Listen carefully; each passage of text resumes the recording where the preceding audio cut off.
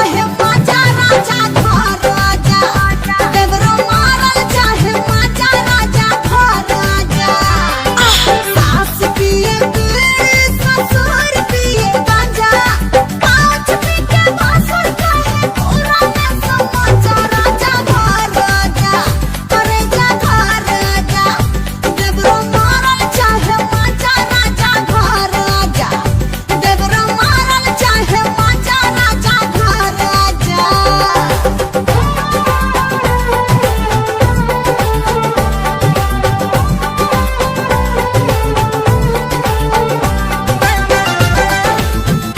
झम्मा झम्मा ओ झम्मा झम्मा झम्मा झम्मा।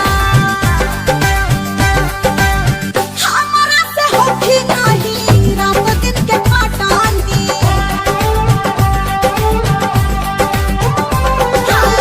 जल्दी से आइबो ना तो देह बनी चटनी।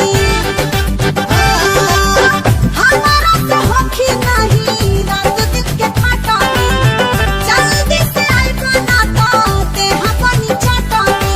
कैसे कहीं नैहर जाके काटा तानी सजाए राजा घर आजा, अरे जा घर आजा। देवरो मारल चाहे देवरो मारल चाहे माजा राजा घर आजा, देवरो मारल चाहे माजा राजा घर आजा।